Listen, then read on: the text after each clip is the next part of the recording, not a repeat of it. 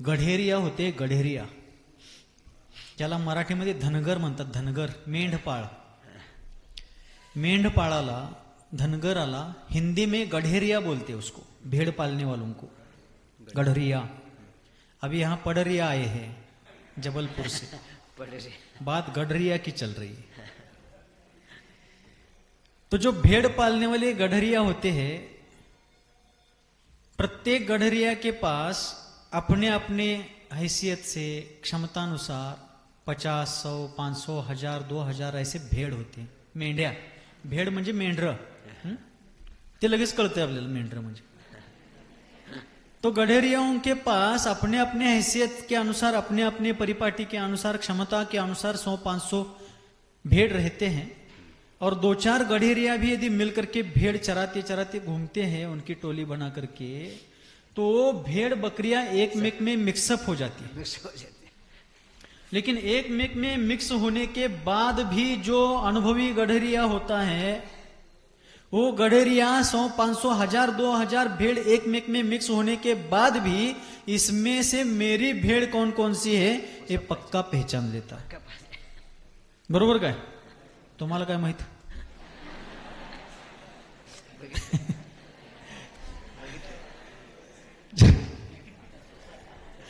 जो गढेरिया है, अनुभवी है, जिसका निरीक्षण अत्यंत तीक्ष्ण है, वो इतने सारे मिले जुले मिक्स हो चुके सारे भेड़ों में से अपने भेड़ कौन कौन से है इसको पहचान लेता है. उसी प्रकार जिसकी भेद विज्ञान की दृष्टि अत्यंत पैनी हो गई है, वो अपना तत्व क्या है, अपना द्रव्य स्वद्रव्य क्या है, इसको पहचान करके उसका उद्धार करता हुआ संसार से पार होने का पुरुषार्थ करता है, जो यहां पर अपन देख रहे हैं.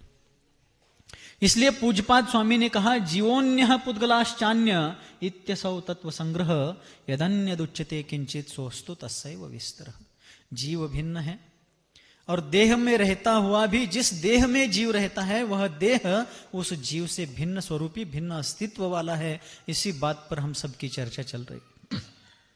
इष्टोपदेश ग्रंथ के उपांत्य श्लोक के बारे में विचार करते हुए हम सभी लोग विगत दिनों से यही सोच रहे हैं कि जो पुरुषार्थ आज यहाँ पर क्षपकराज कर रहे हैं, माँ के गर्भ में आने से लेकर के अंतिम सांस तक जो देह साथी बना रहा, लेकिन फिर भी उसको स्वबुद्धि से छोड़ रहे हैं. उनका कहना यह है कि देह मुझे छोड़े और मैं वहां से धक्का दे करके निकाला जाऊं, ऐसा मुझे नहीं जाना है. मैं ही उसको छोड़कर स्वाभिमान से जाने वाला हूं. किराएदार होते हैं ना, किराएदार, भाड़े करू, किराए से रहने वाले लोग होते हैं. किराए से रहते हुए भी कुछ किराएदार होते हैं लाचार होते हैं.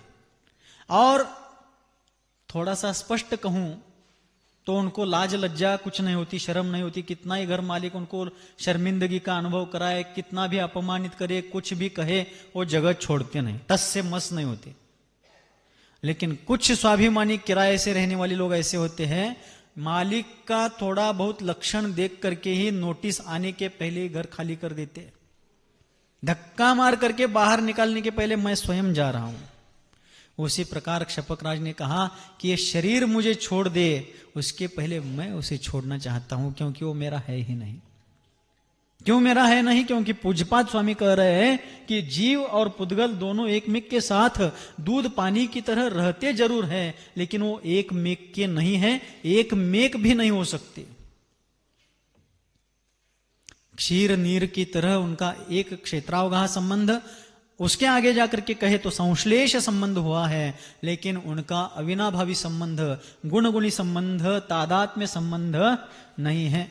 काही लोक नुसतं बघालेत गुणगुणी, तादात्म्य, क्षेत्रावगाह, का हे कुठनं काय काढले हे सगळे शब्द? जिनवानीचे शब्द आहेत, पण आम्हाला का माहिती नाही आहेत?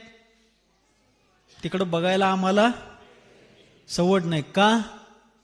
मुळात मरायलाच सवड नाही माणसाला, असं माणूस म्हणतो. आचार्य कहते हैं कि जिन्होंने भेद विज्ञान की आधारशिला पर संयम का मंदिर खड़ा किया और उसके ऊपर जो सल्लेखना का कलशारोहण करने जा रहे हैं, उनको मरण का मतलब एक सामान्य परिवर्तन मात्र लगता है. उसमें उनको कुछ विशिष्ट या विशेष नहीं लगता।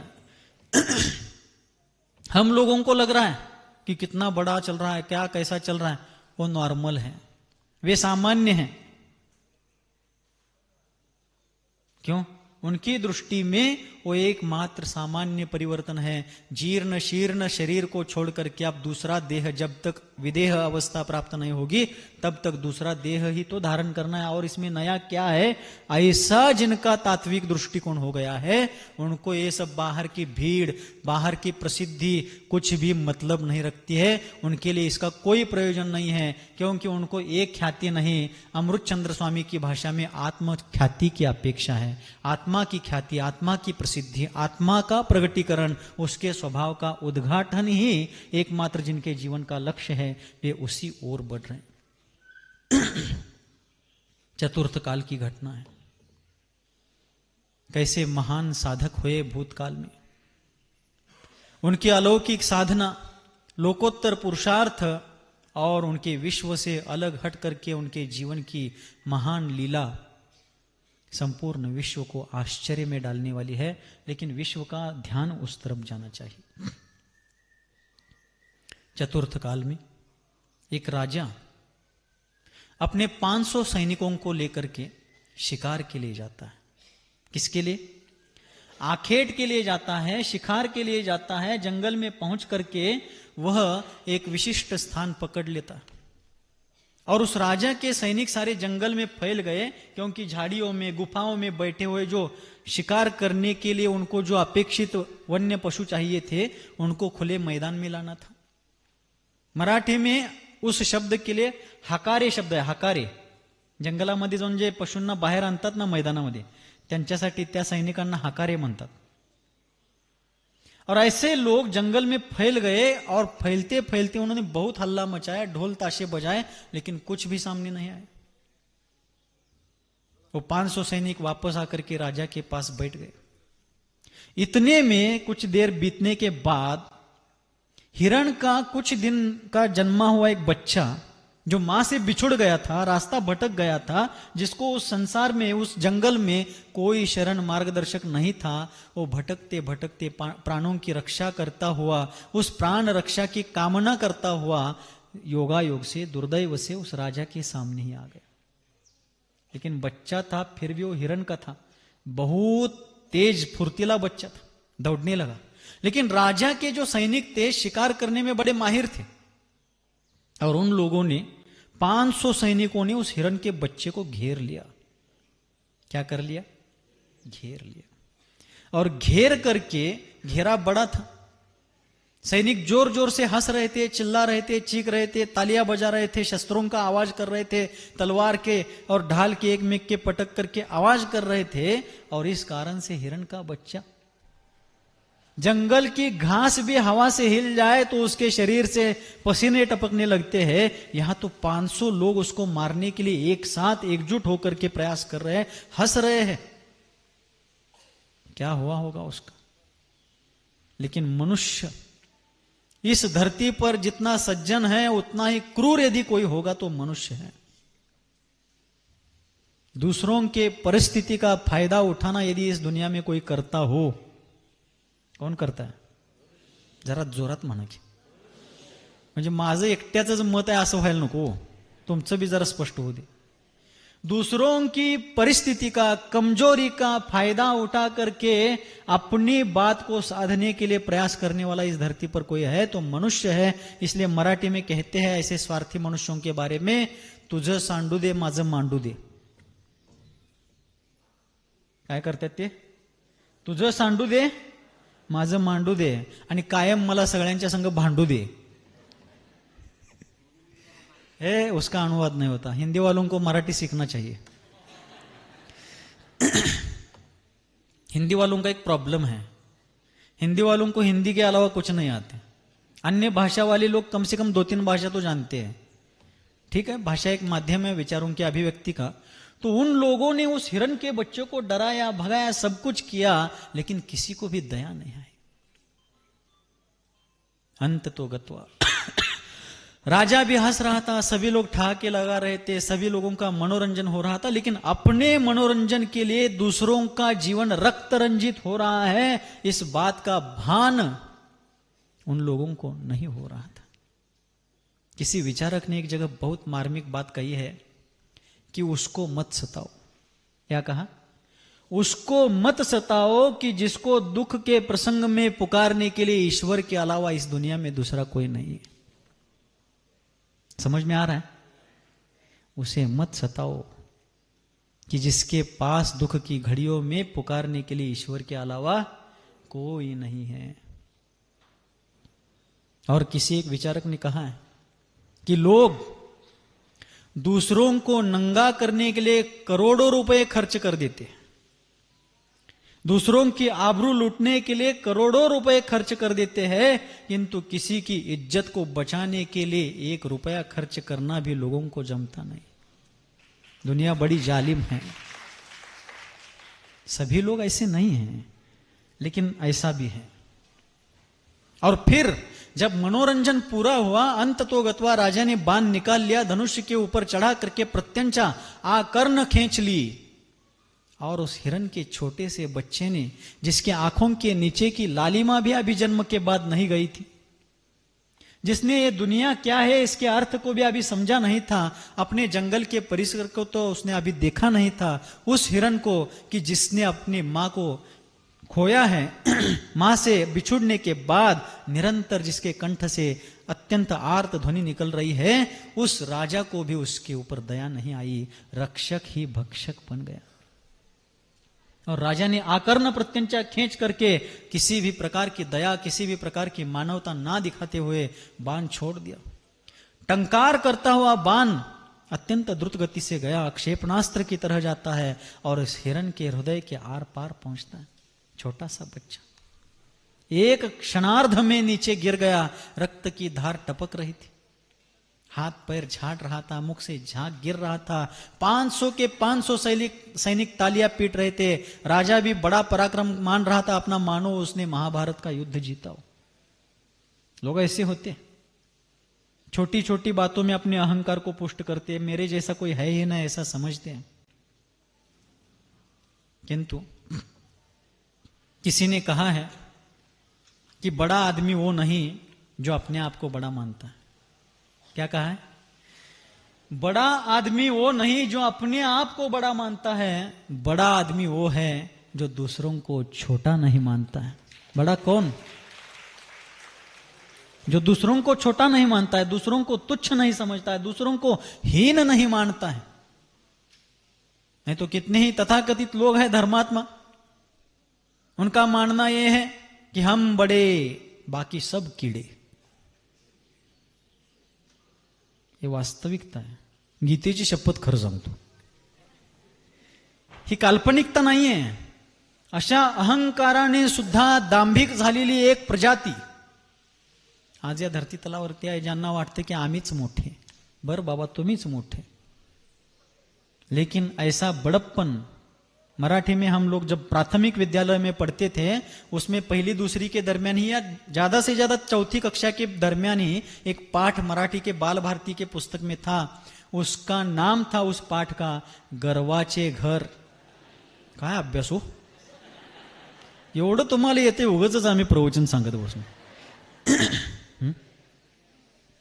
गर्वाचे घर खाली होता का नाही तुम्हाला? पाटील नव्हता तुम्हाला धाड? असायलाच पाहिजे. कधीही कोणताही गर्व कधीही सार्वकालिक टिकत नाही. म्हणून माणसानं गर्व करायचा, अहंकार बाळगायचा, घमेंड करायची, दर्प दाखवायचा, अजिबात दाखवल्याशिवाय राहायचं. हे रे माझ्या मागल्या.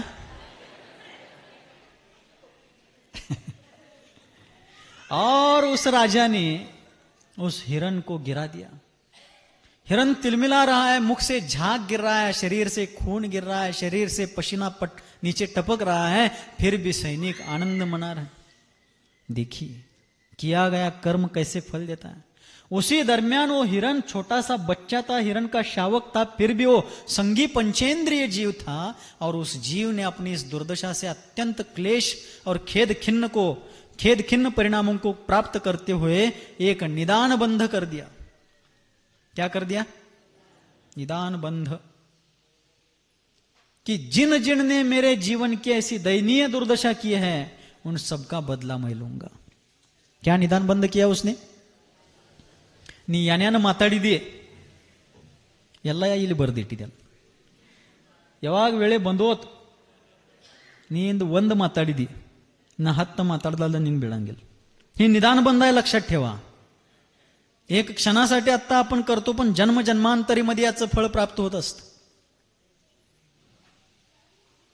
उस हिरण के बच्चे ने संगी पंचेंद्रिय था, सोच सकता था, विचार कर सकता था, वैसा साधन रूप मन उसके पास था और उसने निदान बंध कर लिया कि जिन्होंने मेरे जीवन की ऐसी गलीच्छ दुर्दशा कर दी है उन सबका बदला मैं लूंगा. निदान बंद करते करते उसी संक्लेश परिणामों से वो जीव मर गया, उसकी पर्याय मिट गई. उसके परिणामों के अनुसार बांधे हुए अग्रिम आयु के अनुरूप वो अगले गति को चला जाता है. राजा, उसके सैनिक उस हिरण के बच्चे के प्रेत को ले जाते हैं, उसके कलेवर को खा करके अपने इंद्रिय की पूर्तता करते. किसी पाश्चात्य विचारक ने कहा है शाकाहार मांसाहार के प्रकरण में कि मेरा पेट कोई कब्रिस्तान नहीं है कि मरे हुए पशुओं को वहां पर गाड़ा जाए. मेरा पेट एक पवित्र स्थान है जहां पर मैं ऊर्जा को स्टॉक करता हूं. आज मांसाहार करने वाले लोगों को सोचना चाहिए. लोग धर्म के नाम पर मांसाहार करते हैं, लोग शक्ति की प्राप्ति मांस खाने से होती है ऐसा सोच करके मांसाहार करते हैं, लोग स्वाद के लिए मांसाहार करते हैं, लेकिन सब भ्रम है. यदि मांसाहार करने से ही शक्ति प्राप्त होती है तो दुनिया का सबसे बलवान प्राणी हाथी है. कौन सा मांस खाता है? जंगल का घास फूस खा करके, पेड़ों के पत्ते खा करके अपने शरीर को पुष्ट करता है. किसी ने पाला हो तो गन्ना उसके नसीब में है. आप सभी लोग गाड़ियों से दौड़ते हैं, घर में मोटर का उपयोग करते हैं, इंजन का उपयोग करते हैं. किसी भी जगत के कोने में किसी भी इंजन और मोटर को टाइगर पावर, लायन पावर नहीं कहा जाता, हॉर्स पावर कहते हैं. अश्व शक्ति. अश्व क्या खाता है? काय खातोय घोडा? शेतातली हराटी, गवत, घास फूस. किसी ने पाला हो, पालने वाले की हैसियत हो तो थोड़े से चने, हरभरा. फिर भी घोड़ा जितना दौड़ सकता है, जितनी देर तक दौड़ सकता है, जितना लंबा दौड़ सकता है, बाघ, सिंह की, टाइगर, लायन की पीढ़ियां उतना नहीं दौड़ सकती. इसलिए मांस खाने से शक्ति आती है, यह भ्रम है. मांस खाने में स्वाद है, यह भ्रम है. मांस पकाते समय ऊपर से जो मिर्च मसाले डालते हैं उसके कारण उसमें स्वाद खाने वालों को लगता है, वास्तव में उस मांस में कोई स्वाद नहीं है. और धर्म के नाम पर, देवी देवताओं के नाम पर पूछो तो बचपन में हमने अपने पड़ोसी के किसी बच्चे को तकलीफ दी तो हमारे माता पिता सज्जन हो तो पड़ोसी के बच्चों को नहीं, अपने बच्चों को ही डांटते कि तुमने उसको तकलीफ दी है, दोष तुम्हारा है, गलती तुम्हारी है. तो एक सामान्य स्त्री पुरुष माता पिता यदि इतने सज्जनता से न्याय को न्याय, अन्याय को अन्याय कहते हैं, और जो भगवान है जिसकी जान गई वो देखकर प्रसन्न हो रहा है और जान लेने वाले को वरदान दे रहा है, वो भगवान कैसा? वो किसी भी जाति धर्म का हो. और मेडिकल साइंस, फिजिकल साइंस की दृष्टि से भी देखा जाए तो शाकाहारी प्राणियों की शरीर रचना और मांसाहारी प्राणियों की देह रचना भिन्न भिन्न है.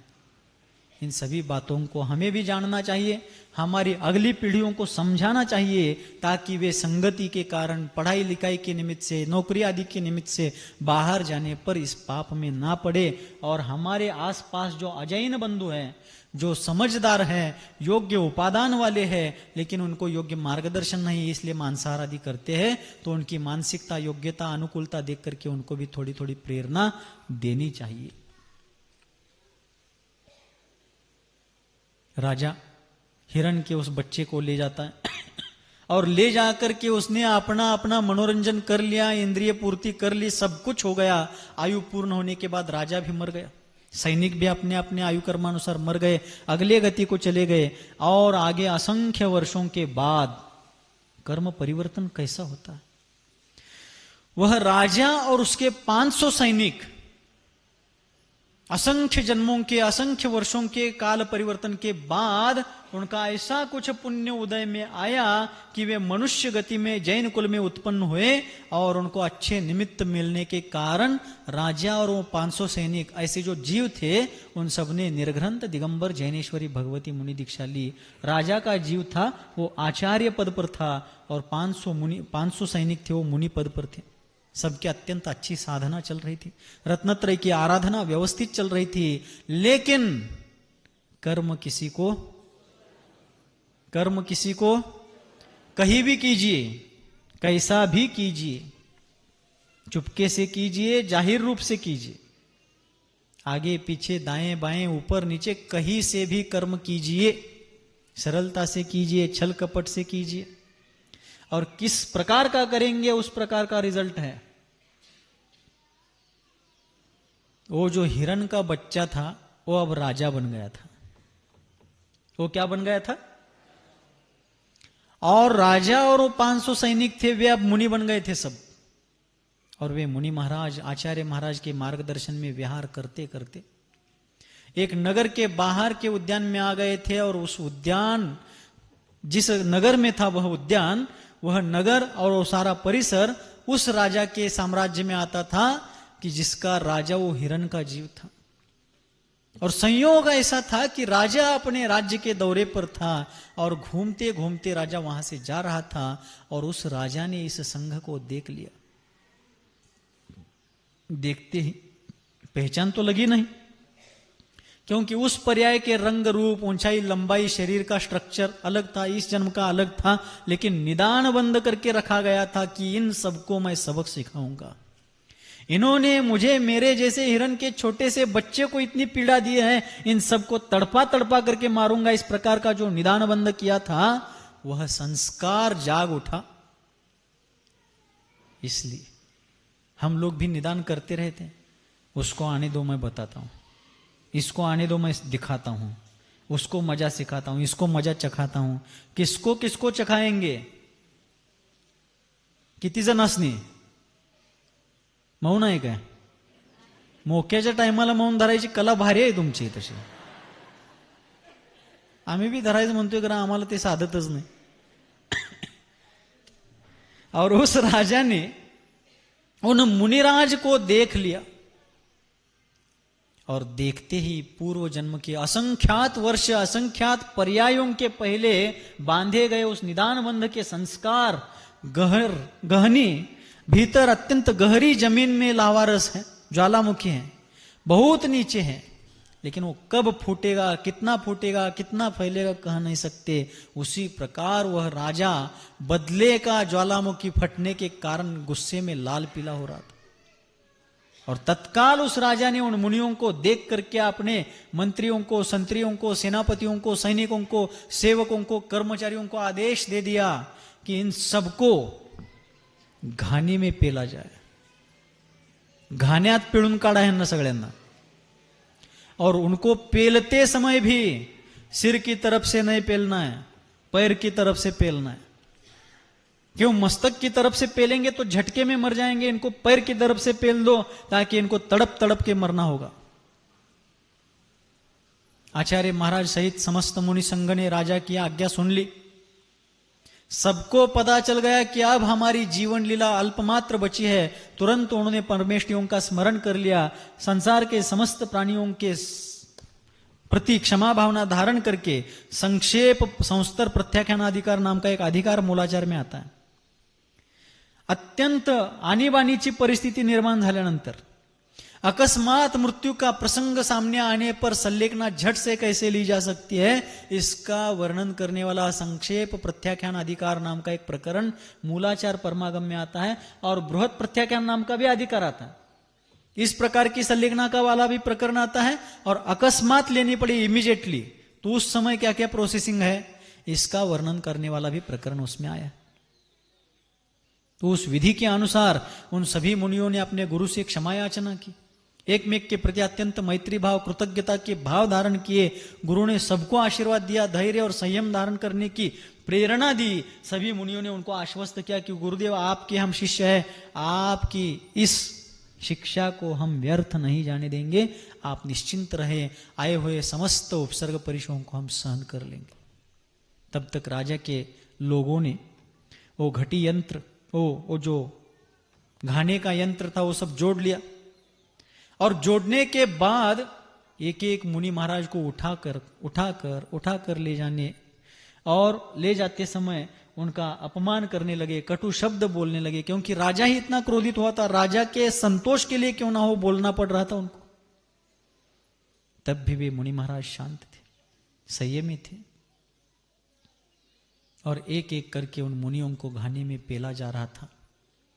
खून के बहाव बह रहे थे, रक्ताचे पाट वाहत होते, और खून के बहाव बहते बहते कुछ दूरी पर एक नदी बह रही थी। उस नदी में वो खून के बहाव जाकर के मिलते हैं, और वो पानी लाल होकर के आगे जाता है, और जब थोड़ी देर के बाद वो पानी और थोड़ा आगे जाता है तो वहां पर एक घाट था नदी के ऊपर, और वहां उस गांव की महिलाएं कपड़े धो रही थी, धुना धोत होते, और पानी अकस्मात इतना स्वच्छ होते हुए इतना अचानक लाल कैसे हो गया, ऐसा कैसा हो गया, ये सोच करके वे महिलाएं, कर्नाटक प्रांत की घटना है, ये महिलाएं कहने लगी कन्नड़ भाषा में, अयो हड़े ये अनकत्रु, अयो हड़े, ये नदी ऐसे कैसे बह रही है, ऐसा उनका कहने का आशय था। 500 के 500 सभी जितने मुनि थे उन सबको घाने में पेला गया, किंतु आचार्य कहते हैं उन सभी मुनियों ने अत्यंत शांत भाव से संयम पूर्वक धर्म ध्यान के साथ अपना अंत साध करके, उनमें से कितने ही मुनि निर्वाण को प्राप्त हुए, कितने ही मुनि स्वर्ग सिधारे, किसी ने अपना नुकसान नहीं कर लिया। कर्म चक्र ने उनको तकलीफ दी, लेकिन धर्म चक्र ने सबको तार दिया। ऐसा ये धर्म का महात्मा, ऐसी साधना उन्होंने की, वैसी ही साधना यहाँ पर चल रही है। आचार्य पूज्यपाद स्वामी विरचित इष्टोपदेश ग्रंथ का अंतिम श्लोक आज के दिन में लेकर, एक 10 मिनट चलेगा ना, तो यहाँ पर अंतिम श्लोक के माध्यम से आज इस ग्रंथ का समापन करने जा रहे हैं। देखिए, 7 मार्च 2026 को इस ग्रंथ का प्रारंभ हमने किया था, आज 5 जुलाई, लगभग 4 महीने ना, लगभग 4 महीने होते आए, और आज यह ग्रंथ समाप्ति की ओर है। उसी प्रकार हमारे जीवन का ग्रंथ भी एक दिन बंद होने वाला है। आज अंतिम श्लोक है, ये ग्रंथ बंद होने वाला है, अर्थात इसकी वाचना अब थोड़े दिन के लिए, आगे भविष्य में हो सकती है, नहीं हो सकती, लेकिन आज तो बंद होने जा रहा है। इसी प्रकार हमारे वर्तमान पर्याय का ग्रंथ भी अनेक पन्ने पलट चुके हैं, समाप्ति की ओर है, कब बंद हो जाए पता नहीं। मेरा तो बंद होने वाला है, आपका?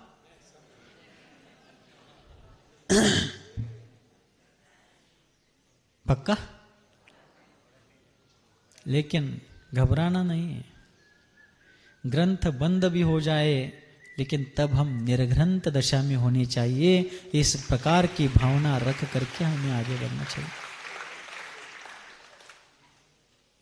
पुस्तक के पन्ने धीरे धीरे पलटते हैं, लेकिन जीवन के पन्ने बहुत शीघ्र, बहुत द्रुत गति से पलट रहे हैं। आयु कर्म प्रति समय झर रहा है, और समय इतना सूक्ष्म परिमाण है काल द्रव्य का, इतनी छोटी पर्याय है काल द्रव्य की, कि समय शब्द का उच्चारण करने के काल में असंख्य समय बीत गए, और प्रत्येक समय में एक एक निश्चय झर रहा है। और यदि उदीर्ण ही हो जाए तो एक झटके में, अंतर मुहूर्त में असंख्य वर्षों की आयु भी खिर सकती है। अतः हमें सावधान रहना होगा। किसे सावधान रहना होगा? महाराज आप रहिए, हम तो है ही, हमें रहना ही होगा, लेकिन आपको भी रहना होगा। मराठी विचारकों ने एक जगह पर कहा है, वळना वरुणी वळली गाडी, सुटलं पहिलं गाव। अभी अपन कुंतलगिरी में विराजमान है। कुंतलगिरी के इस प्रवेश द्वार के बाहर जाने के बाद टर्न लगता है, मोड़ लगता है, इधर भूम के रास्ते पर अपन जाते हैं ना, 100-200 मीटर जाने के बाद एक टर्न लगता है, वळण यानी टर्न, मोड़। वळना वरुणी वळली गाड़ी, सुटलं पहिलं गाव। उस मोड़ के ऊपर गाड़ी मुड़ गई, टर्न के ऊपर गाड़ी मुड़ गई तो कुंतलगिरी पीछे पड़ गई। वळणावरुनी वळली गाडी, सुटलं पहिलं गाव, क्षणोक्षणी पर्याय बदलती, सुटलं पहिलं नाव. क्षणाक्षणाला पर्याय परिवर्तित होत आहे. व्यंजन पर्यायाच्या अपेक्षेनं आमची ही पर्याय आम्हाला स्थिर दिसते आहे, परंतु अर्थ पर्याय एक समयवर्ती आहे, इंद्रियातीत आहे, आगम प्रमाणाने प्रमाणित आहे. अशा त्या सूक्ष्मतम अर्थ पर्यायाच्या अपेक्षेनं पाहिलं तर प्रत्येक समयाला आम्ही मरतो आहोत. त्यालाच भगवती आराधना मरणकंडिका या ग्रंथामध्ये आवीची मरण म्हटलेलं आहे. काय झालं? पाठीमाग काय झालं? एकदम बस आली का त्यांची? याला कसलं मरण म्हणतात? हाँ, अच्छा, कितने होशियार लोग हैं. दुनिया बहुत आगे जा चुकी है, हम इतने पीछे हैं. प्रवचन छूटते आया है, हम बैठे रहेंगे तो गाड़ी छूट जाएगी पहले ही, वहां क्यों में खड़े रहो, इसलिए लोग जा रहे हैं. मुझे अभी ध्यान में आया. बहुत होशियार है दुनिया, बहुत फॉरवर्ड हो गई है, हम बैकवर्ड के बैकवर्ड है अभी. ठीक है, कोई बात नहीं, अच्छा है. जिस प्रकार इनके दर्शन के लिए लेट होने के बाद हमें तरसना पड़ेगा ये सोच करके आप जल्दी कतार में खड़े हैं, उसी प्रकार देर करेंगे तो हमारी पर्याय बीत जाएंगी. इसलिए अभी से मोक्ष मार्ग की कतार में खड़े रहिए. जल्दी से जल्दी आने वाले चतुर्थ काल में निर्वाण लक्ष्मी की प्राप्ति हो, इसके लिए अभी से इतनी सजगता, इतना प्रयास यदि उसके लिए भी करेंगे तो हो सकता है हमारे से भी पहले आप वहां पहुंचे. और पहुंचेंगे तो अच्छा ही, हम अनुमोदना करते हैं, हमें कोई रंज नहीं है कि आप हमारे पहले क्यों जा रहे हैं, ऐसा कुछ नहीं. आप हमारे पहले जाइए, हम आएंगे अपने अपने हिसाब से, लेकिन आप भी आइए, पधारिए.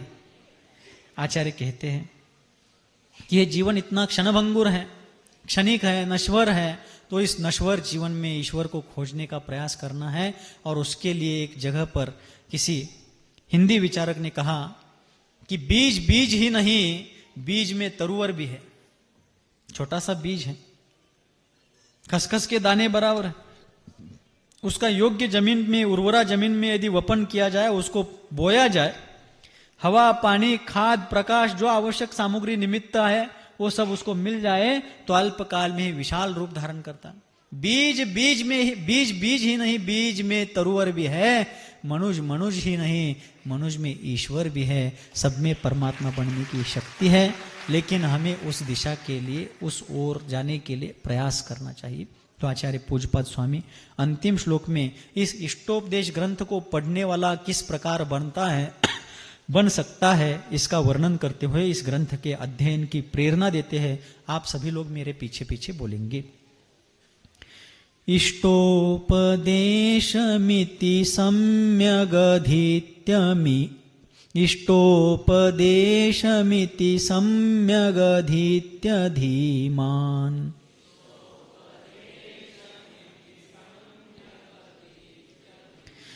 मानापमान समतां स्वमताद्वितन्य.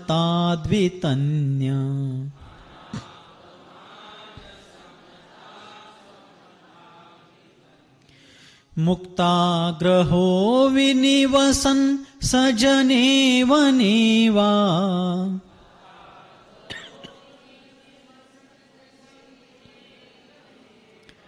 मुक्तिश्रियं निरुपमामुपयाति भव्यः.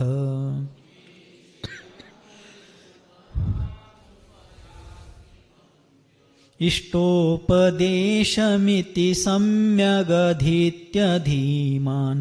मानापमान समतां स्वमताद्वितन्य. मुक्ताग्रहो विनिवसन् सजनेव नेवा. मुक्तिश्रियं निरुपमामुपयाति भव्यः. आचार्य महाराज कहते हैं धीमान भव्यः. धी अर्थात बुद्धि, ज्ञान. धीमान का अर्थ है ज्ञानवान. जो ज्ञानवान विवेकी भव्य जीव है वह इति इस प्रकार इष्टोपदेशम सम्यक अधीत्य, इस इष्टोपदेश नाम के ग्रंथ को अच्छी तरह से सम्यक प्रकार से पढ़ करके, इस ग्रंथ का नाम क्या है? इष्टोपदेश. इष्ट उपदेश. इष्ट क्या है हम सबके लिए? सुख की प्राप्ति. जे त्रिभुवन में जीव अनंत, दुख चाहे सुखते भयवंत। उल्टा हो गया? बहुत अच्छा है, बहुत ध्यान से सुन रहे हैं आप लोग। जे त्रिभुवन में जीव अनंत, सुख चाहे दुखते भयवंत। तीन लोग के सभी जीव सुख चाहते हैं और दुख से डरते हैं, किंतु हमारे भाग्य विधाता सन्मति सागर आचार्य देव हमेशा कहते थे कि सुख चाहने से मिलता नहीं, दुख डरने से मिटता नहीं। उसके लिए एक ही उपाय है, सम्यक दर्शन ज्ञान चारित्राणि, एक ही उपाय।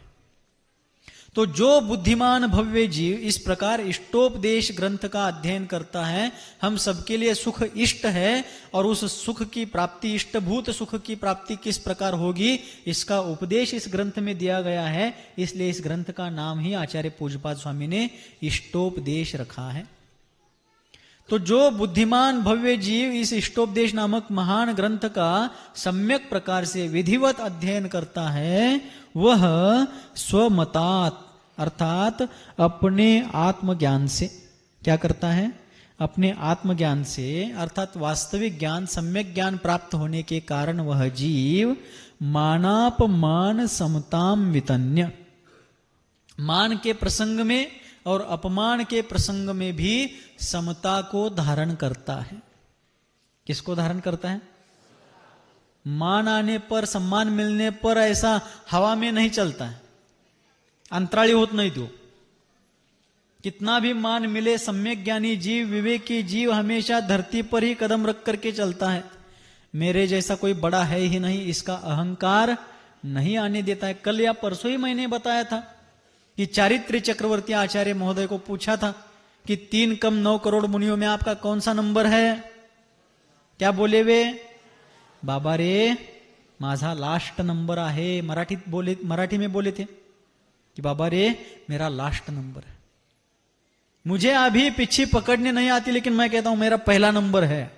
लेकिन जिनके कारण हमें पीछे पकड़ने का सौभाग्य प्राप्त हो रहा है, वे कहते हैं मेरा लास्ट नंबर है। सम्मान के प्रसंग में भी वे इतने विनम्र थे। 1954 के दरमियान, 53 या 54 के दरमियान, एक 5-10 मिनट चालेल ना, चारित्री चक्रवर्ती ग्रंथ के लेखक श्रीमान पंडित विद्वद वरेण्य सुमेरुचंद दिवाकर महोदय ने, आचार्य महाराज उस समय बारामती फलटन के आसपास थे, और उनको नमोस्तु करके विनम्र भाव पूर्वक निवेदन किया था कि हे आचार्य देव, आपका जीवन वास्तव में अनुत्तर है। आप जैसे शलाका पुरुषों का इस कलिकाल के गहन अंधकार में होना एक महान आश्चर्य है, एक महान उपलब्धि है। और इसलिए आपके अलौकिक जीवन साधना को, आपके लोकोत्तर जीवन चरित्र को मैं दुनिया के सामने अपने अल्प बुद्धि और अल्प शक्ति के अनुसार रखना चाहता हूं। मैं आपका चरित्र लिखना चाहता हूं, आप मुझे आशीर्वाद दीजिए। दूसरा कोई होता, बहुत अच्छा कर रहे हो, जल्दी जल्दी लिखो और मेरे जीते जी मेरे आंखों के सामने उसका प्रकाशन भी करो, ऐसा कह देता। किंतु जिनको अपने जीवन से भी, लाभ अलाभ से भी, जीवन मरण से भी किसी प्रकार का राग द्वेष नहीं था, वे चारित्र चक्रवर्ती कहते हैं, अरे बाबा, मेरे जैसे साधारण लोगों के जीवन से लोगों को क्या प्रेरणा मिलेगी? जिनका जीवन दुनिया में असाधारण था, वे कहते हैं मेरे जैसे साधारण व्यक्ति से दुनिया को क्या प्रेरणा मिलेगी? इसलिए तेरे कार्य के लिए मेरा आशीर्वाद तो नहीं है, बल्कि मेरा तुझे आदेश है कि तुम मेरे बारे में कुछ भी नहीं लिखोगे। क्या वितरागता है, कितनी विरागता है। आज तो सिर्फ पब्लिसिटी का और यश ख्याति प्रसिद्धि का और बड़प्पन की, मुझे ऐसा लगता है, किसी को बुरा लगने के लिए मैं नहीं कह रहा हूं, लेकिन वास्तविकता है क्या, MPSC, Maharashtra public service commission, UPSC, union public service commission, एक राष्ट्रीय स्तर पर है, एक प्रादेशिक स्तर पर है। एमपीएससी यूपीएससी स्पर्धा परीक्षाओं में जितनी स्पर्धा नहीं है, उससे ज्यादा स्पर्धा आज त्यागी वृत्तियों में। गलत हो तो बताओ आप, मैं मुझे पकड़ करके ही बता रहा हूं, किसी की ओर मुझे अंगुली निर्देश नहीं करना है। लेकिन उन महामहिम ने, जिनका जीवन मेरुगिरी से भी उत्तुंग था, वे कहते हैं कि तुम्हें मेरा आदेश है कि तुम मेरे बारे में कुछ नहीं लिखोगे। दिवाकर जी हताश हो गए, निराश हो गए, मन मार करके रह गए। दुखी मन से उनको नमोस्तु करके मुंबई जा रहे थे, और मुंबई जाते समय ट्रेन में बैठे थे, उनके बगल में एक सज्जन उनके ही सीट पर बैठे थे। वे कुछ पुस्तक पढ़ रहे थे। थोड़ी देर बाद पढ़ने के बाद उन सज्जन ने पुस्तक बंद करके अपने गोद में रखी थी, मांडीवर ठेवलं होतं। दिवाकर जी ने उनसे पूछा कि क्या आप नहीं पढ़ रहे तो मैं आपकी पुस्तक कुछ देर के लिए लूं पढ़ने के लिए? बिल्कुल लीजिए। और पुस्तक खोलते ही पहला ही वाक्य उनको पढ़ने को मिला कि अच्छे कार्य के लिए बड़े लोग भी आपको रोकते हैं तो नहीं रुकना है, आप अच्छा काम करते रहो। वो पढ़ने के बाद उन्होंने आचार्य शांति सागर जी का आदेश दुर्लक्षित कर दिया, और चारित्र चक्रवर्ती ग्रंथ आज हमारे बीच में है उस पुस्तक के वाक्य के कारण। दिवाकर जी ने लिखा है उसमें, ये सब वाचलाय काय? महाराज तुम्हाला सांगितलंय कितीतरी वेळा, आम्हाला मरायला सवड नाही, वडरी गाडी। और फिर आचार्य कहते हैं कि उन्होंने उस प्रसंग में अपने मान के बारे में किसी प्रकार से उनको प्रेरणा नहीं दी, पुस्तक लिखने के लिए प्रेरणा नहीं दी, और अपमान में भी वे कितने समता भावी थे। एक बार आचार्य महाराज कुंभोज में विराजमान थे, 1925 के दरमियान की बात है, या उसके थोड़े आगे पीछे की हो सकती है, मेरा भी उम्र का तकाजा होने से मुझे याद नहीं आ रहा है, लेकिन उस दरमियान की बात है। आचार्य महाराज वहां पर विराजमान थे, और वहां कुछ पाठशाला संबंधी उनको मार्गदर्शन देना था, और कुछ स्थानीय मसले थे उसको भी कुछ छुड़ाना था। इसलिए उन्होंने अपने ही जैन समाज के व्यक्ति, गांव के मुखिया थे वहां पर, और उनको बुलाने के लिए उन्होंने मैसेज दे दिया कि उनको बुलाओ को। तो वहां के लोग कहने लगे कि महाराज वह व्यक्ति बहुत कठोर है, बहुत अविनयी है, और वह व्यक्ति आपका अपमान कर देगा। और सचमुच में उस व्यक्ति की, उस मुखिया की भावना ऐसी थी, वे हमेशा कहते थे कि शांति सागर महाराज को क्या प्रवचन भी करने नहीं आता है, उनको इतना ज्ञान भी नहीं है, उनके बजाय आचार्य पद चंद्रसागर जी महाराज को देना चाहिए था। शांति सागर जी के एक शिष्य थे चंद्रसागर जी, वे अच्छा शास्त्र पढ़ते थे, प्रवचन अच्छा देते थे। तो व्यक्ति ऐसा कहता था कि शांति सागर महाराज के बजाय चंद्रसागर जी महाराज को आचार्य पद देना चाहिए। अब किसको आचार्य बनाना चाहिए, किसको नहीं बनाना चाहिए, ये संघ के आचार्य को छोड़कर अब समाज ही निर्धारित कर रही है। पंचम काल का एक अतिशय है क्या? नहीं, स्थितियां बड़ी विचित्र है। और फिर उस व्यक्ति ने ऐसे कमेंट्स किए थे। कुछ दिन बीत गए थे, आचार्य महाराज ने कहा उनको बुलाओ, पाठशाला के कुछ मसले सुलझाने हैं, और भी कुछ मसलों को यहां पर सुलझाना चाहिए, उनको बुलाओ। तो लोग कहने लगे महाराज वो व्यक्ति बहुत अभद्र है, कठोर बोलने वाला है, आप उस पचड़े में मत पड़िए, वो आपका अपमान कर देगा। और योगायोग ऐसा था कि वह व्यक्ति उनके कक्ष के चौखट के बाहर ही आकर खड़ा था, अंदर जाने के लिए, अंदर भीड़ थी इसलिए बाहर खड़ा था। इतने में भीतर ये चर्चा चल ही रही थी, तब आचार्य महाराज बोले अरे बाबा, जिसको मान ही नहीं उसका अपमान कैसे होगा, बुलाओ, वो अपमान करते तो भी हम सहन कर लेंगे, बुलाओ उनको। तब वे अंदर आए और नतमस्तक होकर कहते महाराज मैं आज तक कहता था कि चंद्रसागर आचार्य बनने चाहिए, लेकिन आप ही आचार्य पद को शोभा प्रदान कर रहे हैं, आप ही वास्तव में उसके अधिकारी हैं। नसलापुर में, ऐनापुर के आसपास की एक घटना, छोटा प्रसंग बताकर बात पूरी कर रहा हूं। आचार्य वीर सागर जी महाराज, जो उन्हीं के बाद, शांति सागर जी महाराज के बाद उनके पट्टाधीश बने, वे और उनके साथ एक सज्जन आए थे, मुझे याद नहीं आ रहा है उनका नाम, वो दोनों उनके पास आए थे दर्शन के लिए जाते जाते। लेकिन दर्शन करने के पहले इनकी चर्या कैसी है, क्या है, स्वाध्याय कैसा है, थोड़ा देख तो ले, इसलिए उनके पास बैठे थे। स्वाध्याय चल रहा था, और स्वाध्याय के दौरान किसी ने उनको आकर वैसे ही बिना नमोस्तु करके बैठने के कारण किसी ने कहा अरे भाई, इतने बड़े साधु बैठे, इतने बड़े आचार्य बैठे, आप बिना नमोस्तु के बैठ गए, नमोस्तु तो करो। तो उन दोनों ने कहा इनको क्या नमोस्तु करना है, ऐसे बंदर हमने बहुत देखे। ऐसा सामने बोला, आमने सामने, ऐसे बंदर हमने बहुत देखे हैं। लोगों का खून ऐसा उबलने लगा। उतने में आचार्य महाराज लोगों के प्रतिक्रिया देख करके उनको इशारा करते हैं शांत रहो, शांत रहो, और उन दोनों सज्जनों को कहते हैं कि आपने बिल्कुल सही कहा, हम बंदर ही तो है, क्योंकि बंदर का अपना कोई घर नहीं होता, हमारा भी नहीं है। बंदर कभी एक जगह रहता नहीं है, हम भी नहीं रहते हैं। बंदर इस पेड़ पर आज, उस पेड़ पर कल, इस पेड़ का आज फल खाता है, उस पेड़ का कल खाता है, वैसे हम भी आज इस घर में आहार करते हैं, कल उस घर में आहार करते हैं। और सचमुच आत्म साक्षात्कार करना हो तो सारी दुनिया से हट करके बंदर की तरह एकाकी बने बिना आत्म साक्षात्कार नहीं हो सकता। आपने सही कहा, हम बंदर ही हैं।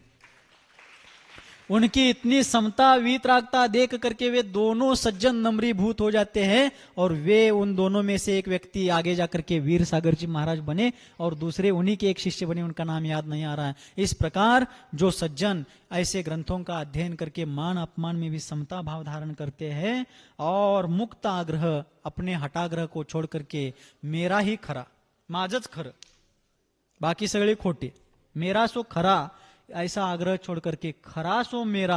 आमचे आचार्य महाराज पण नेहमी सांगायचे, माझच खरं म्हणण्यापेक्षा खरं ते माझं म्हटलं पाहिजे। सांगायचं सोपं आहे, करायचं पण अशक्य नहीं।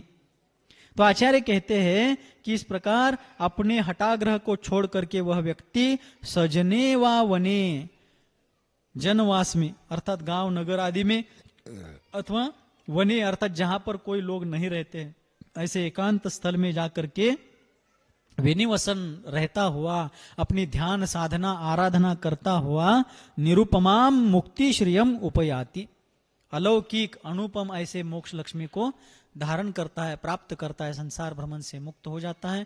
इस प्रकार इष्टोपदेश ग्रंथ की यह पवित्र वाचना अपने अल्प बुद्धि अल्प शक्ति के अनुसार करने का प्रयास गुरुदेव के आशीर्वाद से किया। इस वाचना के अंतर्गत मेरे जैसे तुच्छ बुद्धि व्यक्ति के द्वारा देवशास्त्र गुरुओं का कोई अविनय अवर्णवाद हुआ हो तो देवशास्त्र गुरुओं का क्षमा प्रार्थी हूं, विनय पूर्वक क्षमा याचना करता हूं। सुनने वाले प्रत्यक्ष परोक्ष श्रोताओं को किसी कारण से ठेस पहुंची हो तो सभी की क्षमा याचना करता हूं।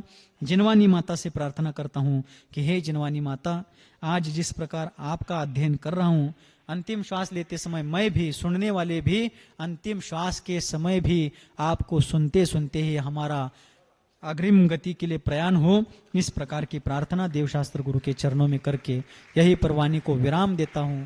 बोलिए गुरुवर आचार्य भगवान श्री सन्मति सागर जी मुनि महाराज की जिनवानी।